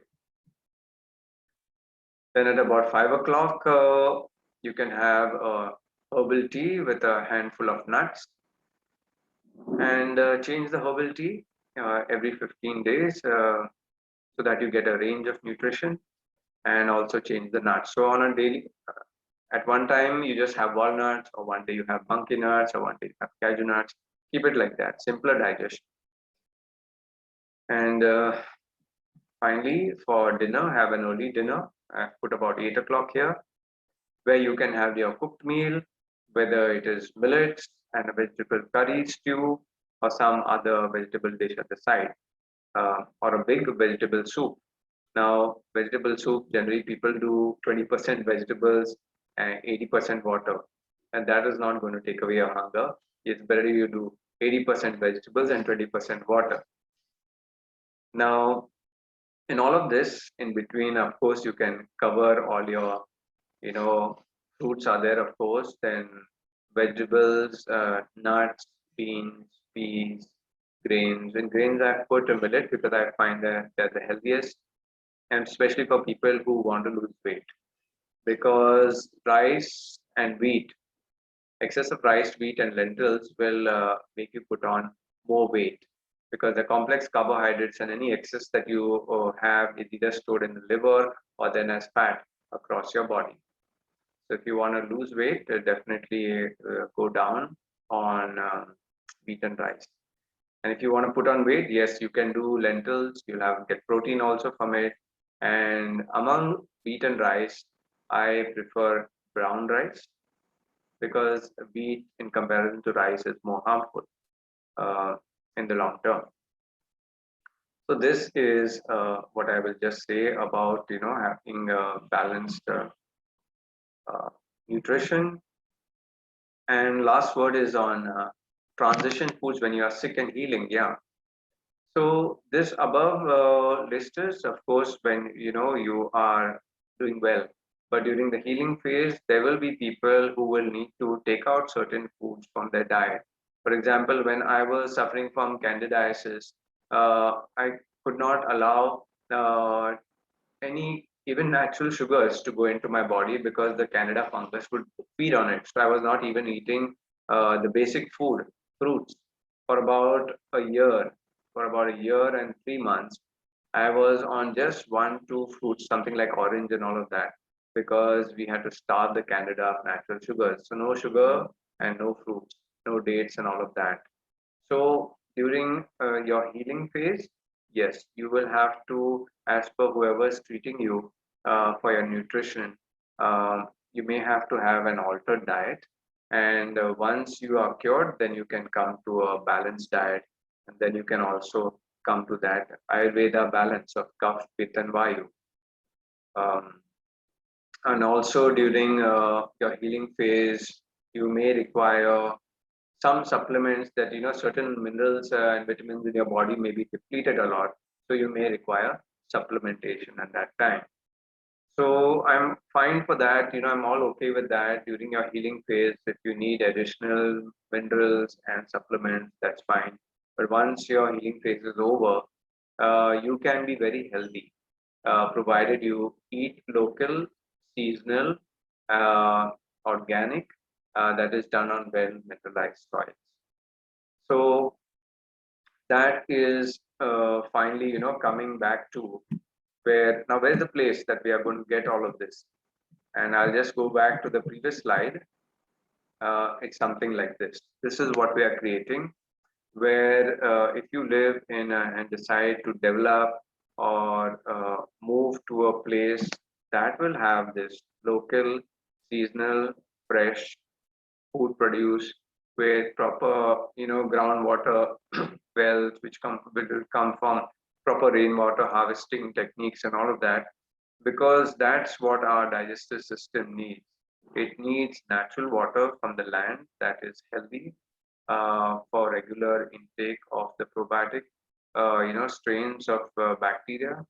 And if you eat organic also, so if you get proper mineral water and you're eating local and organic, after a few years, when your microbiome is, full of these good cultures, then you can even leave out this additional philosophy of and practice of probiotic foods being prepared and being eaten all the time. So just like, fasting is an added principle and a compensation for our mistakes, so also making probiotics and eating them daily is a compensation for us damaging our living ecosystem and all this, natural soil, natural water that we are no longer getting. So I will conclude here, and we can open up for some interesting questions. Yeah, thank you. Thank you, Daryl, for that amazingly insightful class on nutrition for us human beings. I now request the audience to put their questions in the Q&A box below. We actually have a few questions already, so if I may start. Yes, please. Yeah. Vishwa Shah would like to know, what about mixed body types like Vata, Pitta, Kapha, Tridosha body type? Yes. So once you've done all these tests and you know your body type. For example, when I was sick, my lead dosha was Pitta and the score was 92.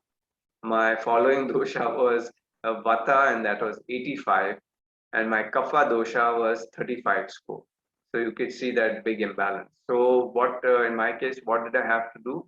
I just went to the section of Pitta pacifying diet and Vata pacifying diet. And I started working on those foods. So that is what you should do. You should, increase the foods that will bring up your kapha to a little bit. So heavier foods, thicker soups, maybe more grains to bring up the earth element within your body. I mean, that was my case. And then I reduced to bring down the pitta. I reduced inflammatory foods like onions, then red chilies, green chilies, black pepper powder. I even reduced fried foods because that also creates, I cut out milk and milk products completely because that creates a lot of acid in the body. Uh, so by that, all of my pitta started coming down. And then for the vayu, I reduced salt, which has a tendency towards insomnia, sour food, vinegar-based foods, and uh, the racing mind, calming it down a bit. So I used to meditate also. So that's how you should treat this. You can go to my website, or if you have any other Ayurvedic practitioner who knows all of this, then they would advise you, your pacifying diets accordingly. Thank you, Daryl. We have another question from Vishwa Shah. How do you view vegan meat, such as Impossible Burgers? So for me, I go very purely with what is natural. So for example, when we started, we were on before I became vegan. I mean, by the time I was vegetarian, I had already given up milk and milk products because it had really worsened my amoebic colitis and all of that. So I knew milk was the worst thing that I was putting in my body right from 2005. So when people give up milk, you see, they're still with this notion of a white liquid. I want this white liquid. So that's the conditioning. And what is healthier is you can have teas. Like I have 1 dozen herbal teas in my house at any time, and I enjoy them. They have become like like how you take out a new bottle of wine, in the UK, for example, after dinner, and everybody, thinks of it as some great, tradition. So I offer people different herbal teas. So because I thought, why should I spend my time soaking those almonds at night or cashew nuts at night, peeling them in the morning, putting them in the blender, putting this water to it, then making my tea, then taking off the tea from the gas, and after 5 minutes putting this white liquid in it. I just said, I need the nutrition from the almonds and the cashew nuts. So I just go and eat the almonds and cashew nuts. So that's where you will get complete nutrition. So people need to break away from so much of their conditioning. Now, if a person has been a meat eater for so many years and they have not really, understood the philosophy of this, and if they're still addicted to having certain thing that is a texture to their meat, I think it's only a shift on a physical level for certain compulsions. It's not a deeper understanding, and it's not certainly not a spiritual shift. I think anybody who's moving from meats to a, to a plant-based diet, there's also a change in energy and consciousness. So I don't view vegan meats as something that a person should be eating forever. Of course, there are many options now, and but I see it as transition food for people who are transitioning from a meat, eating habit to a vegan habit, and for those people, it's okay.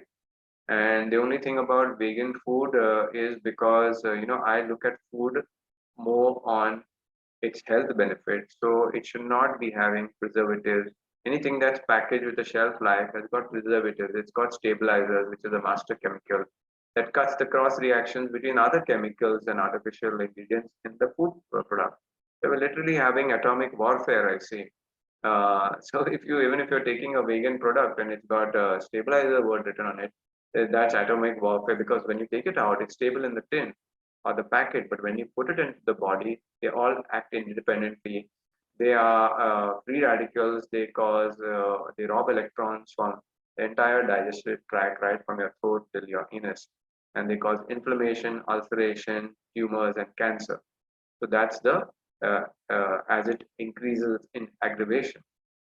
So any of these, replacement foods or vegan meat, that's fine as long as it's just a transition food for a person.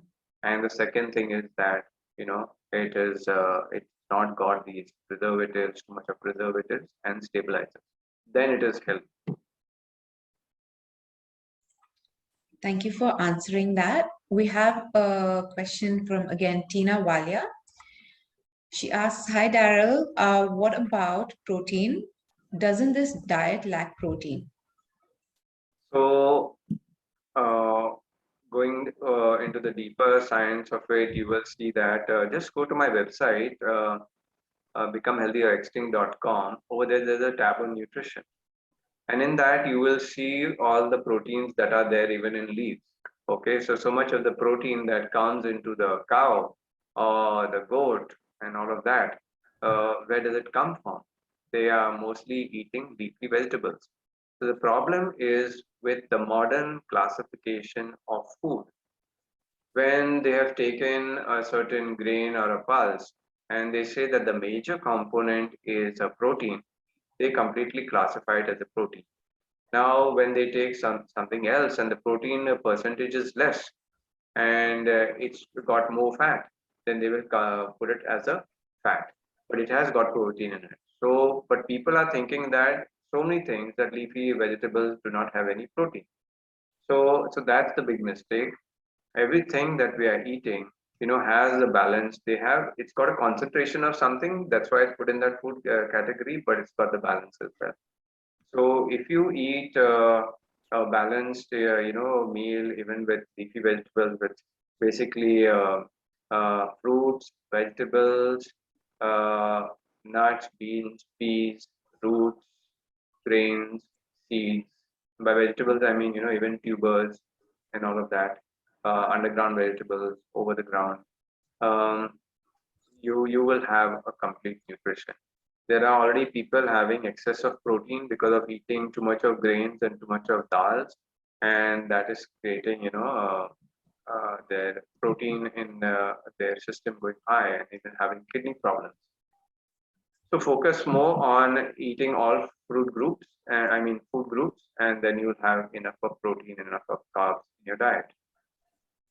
And yeah, so people who are wanting to have a body in excess of normalcy, like bodybuilders, right?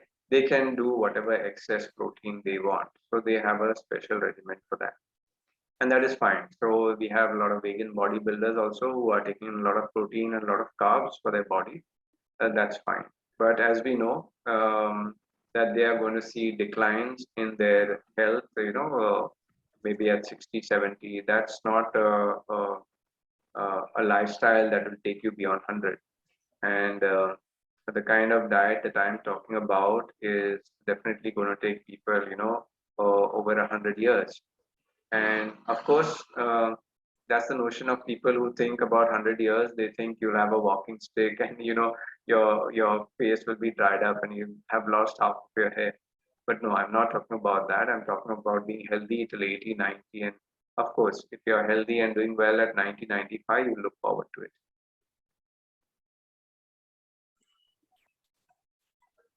Thank you, Darryl. We have a question from Ashish Mukherjee. Often it is said that vitamin B plus is absent in vegan diets. What's your take on this, and what do you suggest in vegan food to complete this? So yes, for more of vitamin B12, you have still to stick with that principle that I shared with people who will live in nature, like this eco village, or people who are living already in the village, and if they are eating organic, fresh foods and some of it raw, and drinking, the normal well water, then they will have the right strains of bacteria that make B12. So till people cannot, maybe this is the pain that humanity is going through. Of course, the solution is to have, B12 injections and capsules and all of that. But that is an artificial practice. So we have to understand we are doing an artificial practices because we have broken up the or damaged the ecosystem. If there is such a thing as evolution and intelligence and working for the good of people and the planet and all, then people have to do the right thing. So I would urge you to watch, all the videos of the New Earth Summit right from 2019. It's on our website, thenewearthsummit.com. Watch 2019, 2020 videos, and you'll get all of these. And these videos of this summit also recorded will start going up soon on the same YouTube channel, which is called the New Earth Summit. So the key is to get back to a natural life. Now, of course, people are living in the city. Then the only way you can, get it is if you are getting a supply of mineral water that's actually, natural mineral water and not just bottled in some factories. That does not come from a natural source. So, yeah, the right kind of water is important, and organic, well mineralized, and raw food, some intake of it every day. That is the second important thing. If you want to solve this naturally, till the time you cannot solve this, then you'll have to take B12 supplements. So, what some other videos of this and even previous years summits, and where I'm explaining that what are the other reasons that the cities are making people sick. That's why people are leaving Delhi, Bombay, and Pune, and they all want houses in Goa or wherever in Shimla or some other natural place, because it's the concrete jungles that we live in itself that has cut out all these five elements, that has bringing us, either artificial food or natural food, but that has got a lot of chemicals and that have got no nutrients. And because they've got those chemicals, and we end up cleaning them with certain solutions and we kill all the bacteria. So literally, city-based people are not getting any supply of living bacteria. And bacteria supply goes out from your body every day through your feces and even off your body. Um, and things like, idli and vadas and all this dosas that people make, no, it's not got any living bacteria in it. The bacteria were alive when you were making the batter. And when you cook it in the cooker, all the bacteria also cooked. So that is not probiotic, supply. So till that time, I have, a range of probiotics and naturally fermented foods that will give you also the strains of uh, this that will make B12 for you. So tomorrow we'll be talking about that probiotic foods, and a couple of our panelists will be giving you some very good sources. So please join us tomorrow. Thank you, Daryl. We have another question from Somesh Nanda. How capable is the modern human body in returning to vibrant health after almost a lifetime of wrong diet, pollution, and substance abuse? Could you please share some examples that you've witnessed? So somewhere on my computer, I have, I didn't keep it ready, so I'll have to search many folders. Many of my patients over the last, 10, 12 years who have been sending me their testimonies and transformation. And why they send me? Because they were able to do exactly the same thing that I have done, which you'll see on my website, Become Healthy or Extinct, in a tab called Reverse Aging. Okay, so there it shows me following all the old techniques. All the old wrong practices of food and lifestyle choices, and how at the age of 35, I was looking like I'm a 45-year-old guy. And then when I changed that, within 1 year, you see, within 1 year, I had my transformation started, and within a couple of years. So even at that time, you have to understand that I was still trying out things and perfecting the technique. So, and from 2005 to 2010, it took me 5 years to, perfect and balance all these things that I've put in my book. But anyway, in the first 2 years itself, you can see me getting healthier and looking younger. So, so those pictures that I put on my website, you see, that inspired a lot of people. And within following my practices, what I've taught them, within 6 months, people were losing excess weight of 15 kilos. They were having better complexion, their hair fall reducing, their pimples going away, having better digestive you know experience, and more energy. So some of the testimonies on my website. So just to answer your question, that yes, now that is put in a very clear way in my book, anybody who walks down that line will see amazing transformation within 3 months. Okay, in 3 to 6 months, you will definitely within 6 months you will look 5 years younger, and within another 6 months you will use 10 years younger, and you will, of course, within 3 to 6 months you'll get rid of all your health problems. So that is how fast this can happen. We have to understand one simple principle that is written in my book. The human body was designed every day to heal itself. The problem is that we won't even give it half a chance. So the first aspect of healing happens in the first principle in the natural health therapy. There's a chapter in my book, and that first principle says, just stop doing the wrong things to the body in terms of food and these different lifestyle choices, and all those things are there listed in my book. And if you just stop doing that, the body from day one, it starts healing itself. This is what the body is designed to do. Okay, so we have to give it a chance by taking off all the wrong things, and then of course the next step is that eat the right foods, do the right habits. So that's acceleration in your healing experience. Then the third thing is detoxify all those organs within your body that are old and clogged.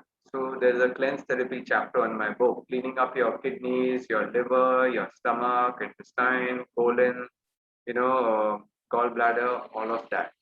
So as I did that over a year, all my internal organs became younger, right?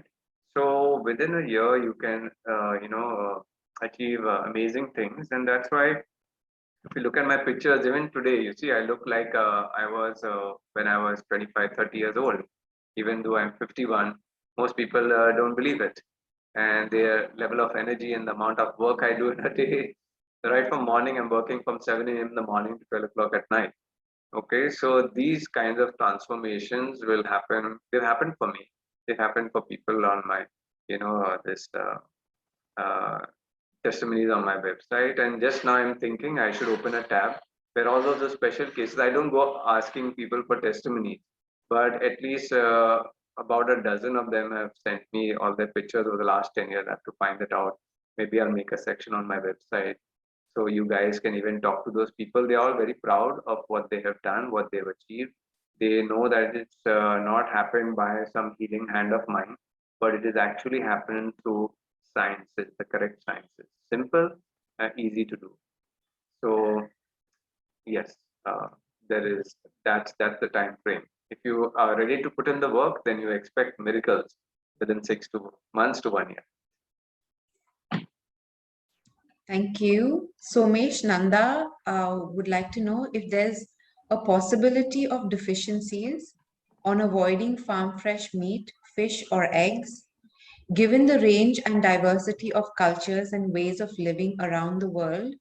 Is it possible to create a single diet pattern which would benefit all kinds of human beings? So yes, Somesh, that is what I've shared today. But what I've shared is the overall main principle. So the bigger principle is that on top, that human beings are vegetarians, okay, and that's our true nature.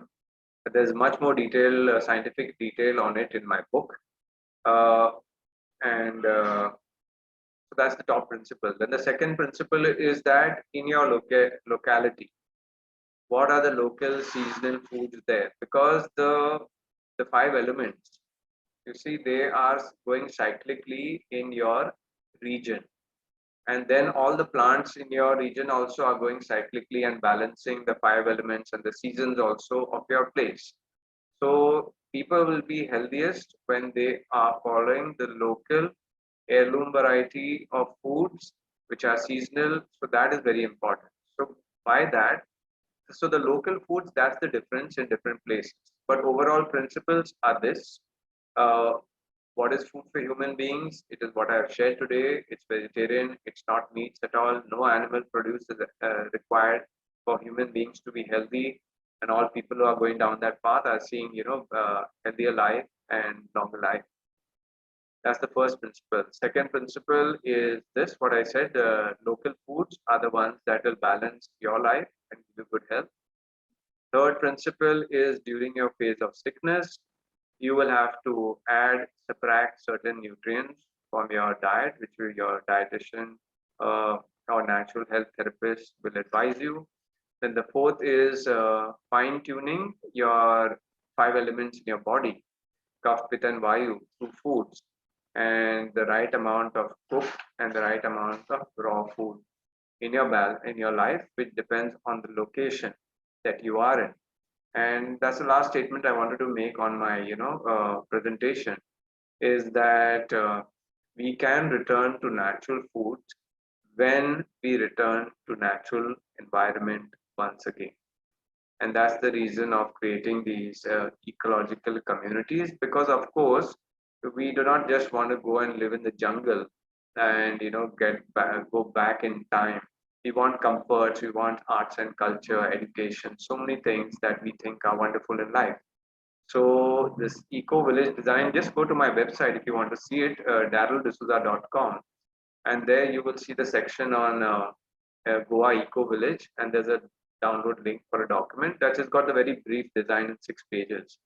Have a look at that, and you will get an idea of what our balanced community is about. Okay. Um, So that's the future that we see for all places across this planet. And whatever is done in the concrete jungles that are there, that's fine. They have got a certain life. They will live their life, whether it's 20, 30, 40, 50 years. I can just tell you that all people who will live there will be sick. Of course, you can make it greener and all of that. We've got some projects for that also, where I'm collaborating with these other organizations in India, and we're going to have a meet in December in Delhi. So if you're interested in that, please get in touch with me. Uh, if you're on the science part and the design part of it in the future. So there are designs for the existing places, making people healthier in the cities and making greener buildings and greener spaces. But from a scientific perspective and a deep design of ecological balance on the planet, that city model is the one that has brought us to this level of destruction, and it has no future. So just remember that if you want to transition now, is a good time to transition to a natural life. Like I left, I knew this very clearly. That's why I left Mumbai in 2010 and came to Goa. Um, so all of us can make, healthy, a very scientific and practical choice right now to move at the right time to the right location. Um, because once you move to the village from the next day itself, you have better environment, better water, better surroundings, more nature, uh, and you're away from the pollution and stress life. Yeah, only question is how do you make that kind of money in your city? And that's a topic that I have kind of detailed in one of my webinars, from a madhouse to a mud house. It's on my YouTube channel. Okay, Daryl De Souza. So please look up that, and I've shared over there that when I came in the first year to Goa, or to any place you can stay in the village, how within a year you can make the same income that you were doing at your corporate job. Within 2 years you can make a double income.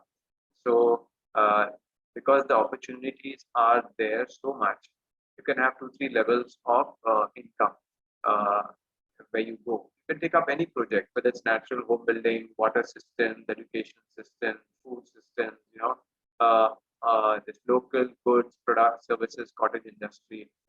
The whole world is out there to serve you if you have the right ideas and collaborate with the right people, and you go for this organic natural model, which has got a good life and design for this planet, for the next 2,500 years at least. And then when we come to that period of time, the design will get refined to show us the pathway for the next 3,300 years, and from there on 4,400 years. But at this point in time, you see, this is what happens at every change in the yuga. The sciences, the right sciences for that time period that's ahead of us, get presented by the yogis or the scientists, and so that's when people have to take them up and go in that direction. Do your own verification and see all our summit webinars. They're all coming from people who have implemented projects. So they're all living sciences that have been done. So it's just that you have to either join a group of people who are in the village doing this, or form a group of people who will take up this work. Thank you, Daryl. We have a few questions, a few people asking the same question. How would they make an appointment with you, and where can they buy your book? So I'm terribly tied up right now for because I'm working. Of course, the summit goes till the end of November, and then after that, I have a lot of meetings with these groups collaborating, and I'll be traveling. So I will not be taking any new cases till the end of this year, and I will think of it in Jan next year. But for some people who are in a hurry, on my becomehealthierextinct.com website, there is my online health workshop, which is an intensive workshop of about 16 hours. So they can do that. My book is out of stock since 6 months because I was going to add another 5 chapters to it. And I have not been getting the time because of this pandemic that has come in between, and I'm working with all of our researchers. I work with the Awaken India movement, and there are so many fraudulent aspects of this pandemic, and we are, dedicated our time and our energy to it. Uh, and I have got, my existing, patients also, though they get less and less in number because people are getting cured. So they want me to treat their family members. So sometimes I can't refuse that. But new cases, I'm not taking so far. So please download my book from my website. You can take a printout of it, get it bound and all that, and read it and help yourself. Or if you're in a hurry, please you can register for my online workshop. The details are given there. Thank you for answering that. Mayank Pincha would like to know, has the food ever been classified into anything similar to fats, carbs, vitamins, proteins, minerals in our Eastern culture? If not, is it okay to classify foods as such? So yeah, I spoke on that earlier. It's the biggest mistake of modern nutrition to classify all these foods into these groups, because the basic thing is that, besides the fat, something has got some vitamins and fiber also in it. So that is the big mistake. We have to go more with our local, Eastern sciences, and look at having those foods which are available locally. And unfortunately now, because there is commercial produce from all over the world. I mean, you go to your fruit store and the stuff from all over the world is there, and it's selling, and that's what you're buying. And then you go to your shopping malls and similar things. Of course, packaged food products are something that I say that people should not touch at all. But even in your locality, most of your supply of your vegetables are coming from other states. So people don't really know what is local anymore. So there is a big revolution that needs to happen, which we will take up now. We've got one of our webinar topics based specifically for that: how to grow healthy food with heirloom seeds, that is local seeds. So this is what we need to do. We need to really, you know, somehow fire up the movement and go back to our villagers who had the traditional seeds and bring those kind of crops and plant-based foods back into our localities. So when you have those local foods, then all that you have to be bothered is about seeing what's grown in season, and that becomes your balance of food for that time. Of course, overall, you can have these different food groups, but so like I said, fruits, vegetables, nuts, beans, peas, roots, grains, seeds, roots, all of that. If you take care of all of that, then you'll have a good balance. So just keep it traditional, local. Not because you see, we are suffering from the lack of this. That means there is no way forward by saying that, oh, this is the problem. Now, how do I deal with it? No, you should not accept it. And you should not think this is the way forward. You have to be part of the change and do the right thing, because that's the only future that this planet can have if we're talking of a longer future. Otherwise, there's no future. So, yeah, the modern classification of food has been the biggest tragedy and fake science that we have been subjected to, and we need to get back to Eastern practices and more local practices and listen to our villagers. And they're not growing because they're not getting sales for it anymore, because we have bought all the marketed notions of what is food. That's the first thing. We need to knock off all those marketed versions of food. Anybody who is buying any processed food is, I mean, making the first basic mistake, not only for themselves and their life, but also for the planet. So please read my book, understand that very clearly, watch some of my YouTube videos, especially the one that says small changes for a big impact in your health, food, environment, and the planet. That will give you a very good insight. Thank you, Darryl. Our next question is from Sumandeep. Do raw and frozen foods have the same nutrition? Um, No, yeah. So fresh raw has the highest amount of nutrition, and if you will freeze it, then of course people say once you freeze it that the energy is gone down by 30% is left. So that's all false. It's not such a big drop. It depends, So some foods you'll have a drop in nutrition and you know nutrients remain, but the live pranic energy that falls. So you can have drop from 20% to 30% in the value of that food. uh, yes. And some processes that certain kind of foods they lend themselves better to storage. The foods that have got more liquid in them, uh, uh, then the cellulite breaks up in the freezer, and then when you take it out it's not the same anymore.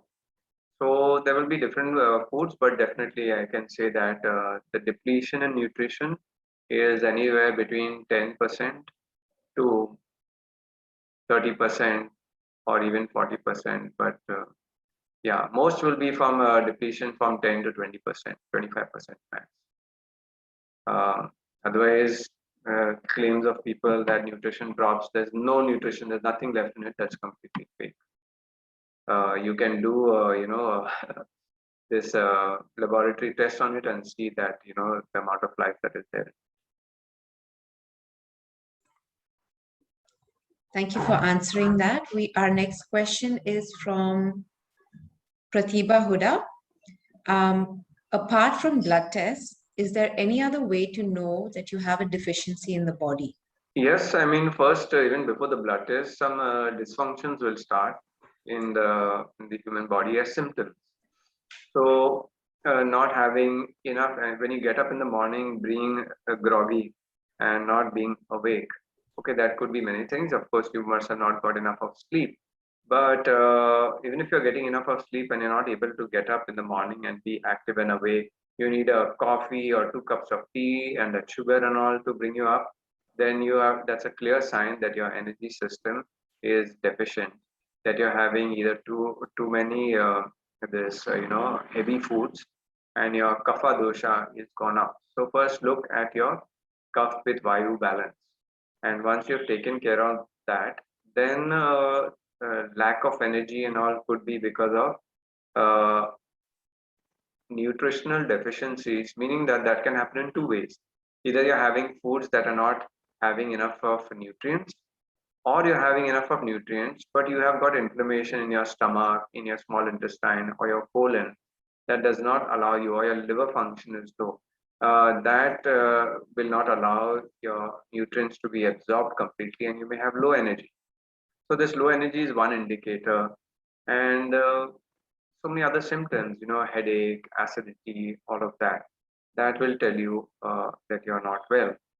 And finally, that's why I teach acupressure, because whenever there's any imbalance in the system, and if an organ is malfunctioning or going into lesser function, then through the acupressure diagnosis, which gives organ to organ on your left hand side of your body, right hand side of your body, you can check your right kidney, left kidney, all of that. So through that, I'm able to make out where people have weaknesses in their body. So in my online workshop, I've taught the complete science of acupressure, enough for people to do it on themselves and practice on others as well, meaning just for practice to check points and all of that. So yes, besides blood tests, symptoms and acupressure diagnosis will help, because once a person knows that, okay, your question was more about how to understand that there are nutritional deficiencies. So yes, it would mainly be through your symptoms.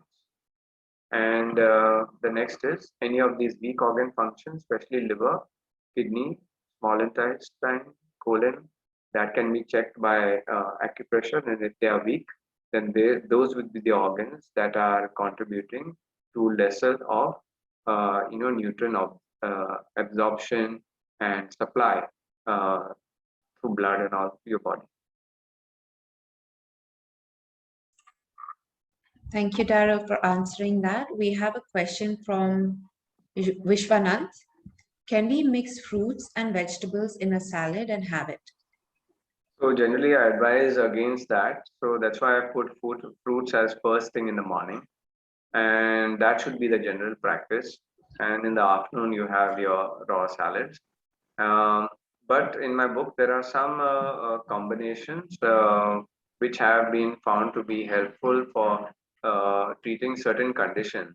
Only in those when you have those conditions, so as a medicine, you kind of can add as per that combination. That's in my book. It's the chapter is called blending. Otherwise, yeah, in general practice, if it's not for rectifying some health condition, we should not be mixing these fruits and vegetables. And also in fruits, I have made it very clear that have one fruit at a time. Okay, that will give you the fastest breakdown and the fastest absorption of nutrients. When you mix up food that has got a shorter digestive time with a longer digestive time, uh, food, then the faster one breaks down faster and it starts getting oxidized, while the other one is still breaking down. So you lose nutrients from here. This is explained in the chapter in my book. So please read that up. So that's fine. Fruits and vegetables, and even the fruits themselves, don't mix them up. The fruit salad bowl is not a good idea. Thank you. Suman Deep would like to know if we can reverse autoimmune diseases such as Hashimoto thyroid through diet. Yes, so diet plays a major uh, part in reversing autoimmune diseases. But just look at the index of my book, and you will see that the other complementary therapies also. So I use acupressure also for healing the thyroid, and besides diet, um, yeah. So, but diet will play the main part. And so, besides that, acupressure, you can also do a meditation for the throat chakra. And there are also some herbs that can be used for healing the throat. A very simple herbal medicine is on my website. Go to the section of herbal teas, and I've got about a dozen herbal teas there, and each of the teas explain the health benefits. And there are a couple of teas that will help thyroid function. So you can have those herbal teas as well. The first question, actually, I would like to take that. Now, could you tell me the name of the illness again? The first one, I did not get it clearly. Or maybe I need to clarify it from the person who's asked it. It was with M something. Melasma. Yes, so I'm not familiar with that. If they could just explain what happens in melasma, whether it's a skin infection. Yeah, whoever's put that question, please explain what is the symptom being uh, seen with melasma. In the meantime, we could take another question. Sure. Tina Walia, would you like to answer what kind of symptoms you are experiencing with melasma? Okay. So next question is. I think she has said that is pigmentation, right? So I think that was the last comment in the Q&A box, or whether, yeah, melasma is pigmentation. Right. So pigmentation is definitely connected to liver function. So yeah, the first thing is that is there something unnatural in the diet that is being eaten? So please shift to a complete plant-based diet first. The second is uh, learn how to do acupressure for the liver and for the kidney as well. And mainly it would be liver function and gallbladder. Um, and also, uh, yes, this should be enough. Um, so learn to do acupressure for that, get on a proper diet, and also then once you have done about 10 days of acupressure for the liver and gallbladder and the kidney, then you can do the retained coffee enema in the cleanse therapy chapter of my book, because that does the first a back flush to the liver to clean it up. clean up the enterohepatic circulation. And then after the retain coffee enema for 3 days in a row, give a gap of 3 days, and then you can do the liver cleanse, liver and gallbladder cleanse. So that will help, stop the pigmentation issue, because your liver needs to be detoxified uh, for this problem to go away. Thank you. Our next question is from Ashish Mukherjee. He'd like to know, Darryl, can you share lessons from your own natural farming experience for food self-reliance? That's a big question, and we'll have to take it up in the organic farming section. Ashish, you can, just write to me at my email address, maildarryl@gmail.com, and ask for the basic, organic farming booklet. Where 2 years back, I formed a group where for a whole month I was teaching the different principles of organic farming, and you'll get the basics over there. Okay, so please email me for that, and I'll send it.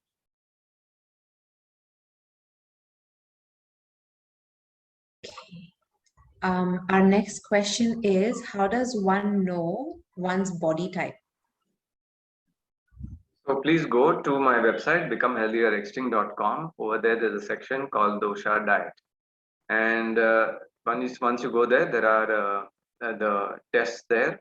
There are questions, about 20 questions, 20, 20, 20, about 60 questions. And they are questions on emotional level, mental level, and physical level. Once you complete that questionnaire, you will get your body type over there. And then how do you work further with that if anything is in excess, and how to balance it, that is also given in that section. Thank you. We have a question from Mayank Pincha. How do you view acidic and alkaline foods? So yeah, please look at that chapter in my book, Acidity and Alkalinity, and you'll get the food charts over there. So in general, we are having too much of acidic foods. We are overdoing it, and the body balance needs about, maybe in the winters it can do with a little more acidic. So it can do 70% alkaline and 30% acidic. But generally, the principle is talked as 20%, acidic and 80% alkaline. Now, when you get into that food charts on my in my book, you will see there is mildly acidic, moderate acidic, and highly acidic. So the highly acidic ones are that which we have to reduce to a great extent in our life. And yes, alkaline, highly alkaline is good, and moderate and alkaline is also good.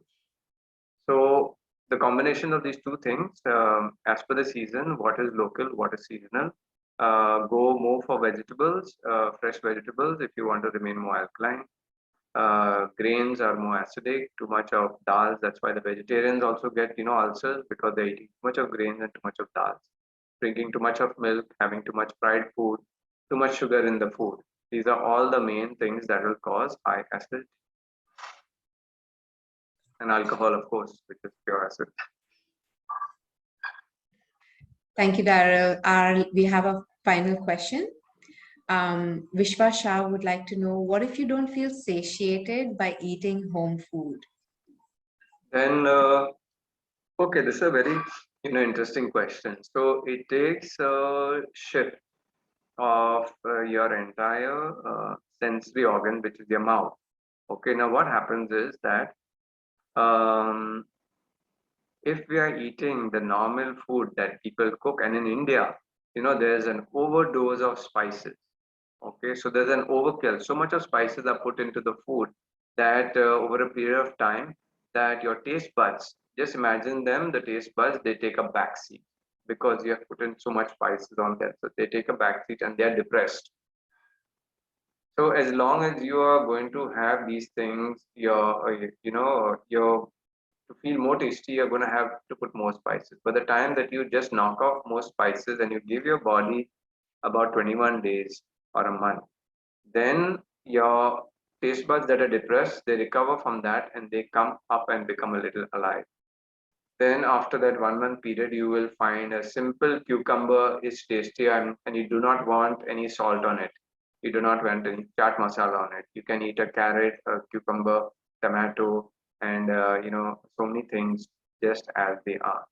Now, so that is the sensitivity coming back. Now for one day in between, even one day you put all those masalas and have that, your taste buds are going to take a back seat again, and it's going to take them 5 days to recover.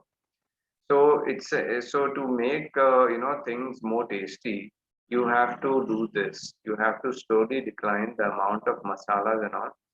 No doubt, see, in their natural state, they are herbs and medicines. For example, I use turmeric for killing germs and all of that. Then we use pepper for certain kind of treatment with khadi sakar, which is to reduce heat in the body. Then so many other neem, tulsi, bale. Okay, let me come to the spices that we are using normally. So all of them are medicinal, but they have to be used in a certain formula. Now, because some in our past we've heard that they're medicinal, or Indians think that you just put all the Indian spices and that's the healthiest dish. But that's the worst thing that you can do, because it creates a lot of acidity. A lot of them they contribute to too much of this, you know, uh, toxicity actually to the human body, because once you cook them also, they've lost their natural, the heat has changed their molecules to some extent, and then you put all a concoction of it together. So these kind of spices and all are not good. That's why even I take very less spices and tasting things in my food, uh, so that I can my taste buds can actually feel the food is much more tastier with lesser spices. So that's when you will feel the real taste of food. And if you're growing it organically, that's when you'll really enjoy every meal. So this is the thing that every, not only Indians, but people all across the globe need to do, is that reduce all the number of spices they put in their food. Otherwise, it goes on a never-ending spiral that more spices, the more backseat your taste buds take, and they go even further behind, and then you just have to. That's why people don't feel, satiated. And the second important principle is that when you're eating your food, you should be engaged only in eating your food. Because if you're reading the newspaper, watching the TV, talking to anybody, your senses are not present. It's going to be like you have not even eaten the food, and you're going to feel hungry again. And oh, did my lunch get over? I didn't enjoy it. So I was, yeah, very lucky to experience from a good friend of mine in Delhi for the first time when I did one of my workshops in Delhi in 2012, Ananda, where I attended his first food meditation, that he did in my workshop, during my workshop. So that, I think some videos, at least I've got some photographs. I don't know. I've done a video on it. It's on my YouTube channel, okay, of this meditative way of eating food. Please watch that video, and that should be the practice every day each one of us needs to follow. And definitely with that practice, lesser spices and all, you will get more taste from food. So that is, being present to your food is one of the deepest practices if you want to feel satiated and satisfied. Thank you. So we've come to the end of today's session. A big thank you to Daryl De Souza, and thanks to our audience as well for being with us today.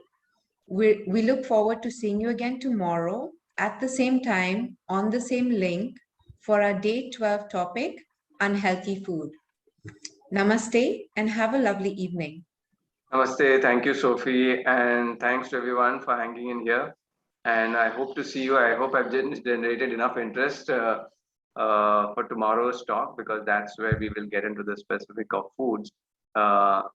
and for your good health and for a deeper understanding of what we started in this topic today. Goodbye and God bless.